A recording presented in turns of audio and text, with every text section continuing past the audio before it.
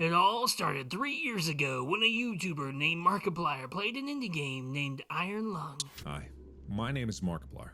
Welcome to Iron Lung. I'm gonna go into the ocean. Fast forward through years of hard work, $3 million, and a hospital trip, and we have a feature-length film. I just want to live. Is that so wrong? Welcome to 2K Studios, and welcome to our review of Markiplier's cosmic horror film, Iron Lung. I've confirmed beautifully. Oh! Starting off with the plot synopsis.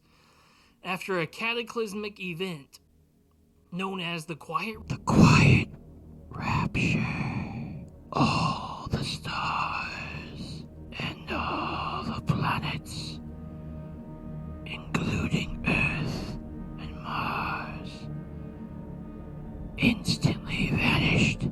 The remaining humans living on space stations discover barren moons with oceans of blood. And in order to ascertain what could possibly be done to reverse or possibly survive through this cataclysmic event, humanity has decided to investigate these mysterious blood oceans. Alright, enter our main character, Simon. He is a convicted criminal who is sealed, literally sealed inside a tiny one-man submarine and sent to explore the bottom of one of these blood oceans. Very creepy. Inside this tiny submarine is where we spend pretty much all of this film, and we're pretty much living through Simon's POV. Our only communication with the outside world is this X-ray camera, which Simon uses to explore the surroundings of this blood ocean. Considering it is blood, you can't really see through it, so he has to use an X-ray camera to ascertain what is at the bottom or around him. He also has a very janky intercom system. You did test this thing, right? This is the test. Which sometimes functions and sometimes doesn't, and sometimes you get voices you're not sure if you're really hearing or not. Simon.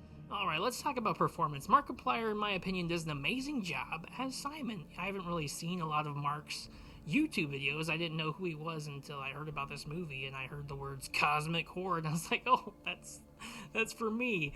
Yes, I love Lovecraft, I love cosmic horror, aliens, The Thing. Yeah, that's a movie for me. So thank you, Mark, for making this film for me. And I thought Mark did an amazing job as Simon, which is great because he's literally one of the few characters that we see, and we're with Simon for so long. If Mark's performance wasn't brilliant, this movie wouldn't work. So Mark did an amazing job as Simon, and despite being stuck with one man in a submersible the whole time at the bottom of a blood ocean, this film is great. All right, let's talk about the pacing of the film. I've heard a lot of complaints about this film being too long. Oh, it's too long. I can't take it too long. Not enough action. Oh. Anyways, this movie is 2 hours and 7 minutes. Like I said, it's following a single character in a single location. And, yeah, I didn't think it was too long. Like I said, I heard lots of complaints online that it was too slow, too long. I personally didn't find it that way.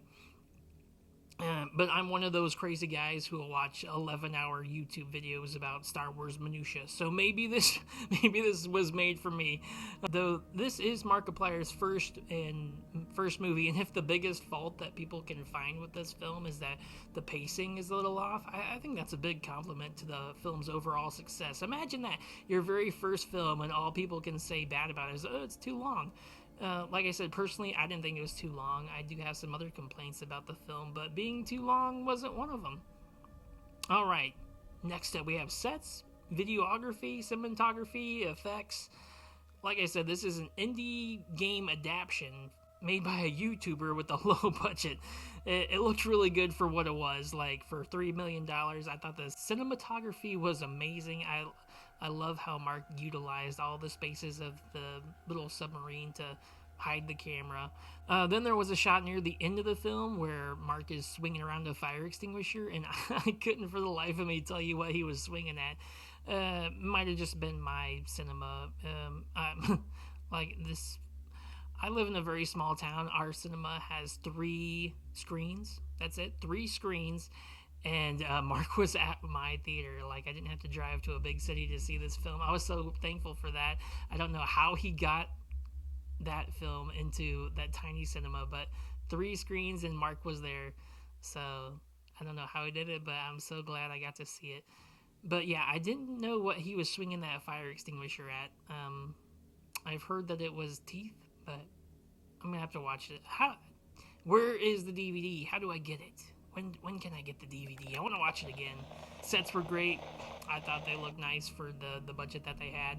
And I've seen some of the behind the scenes that Mark showed on his channel. Looked really cool with his whole submarine on like a rig.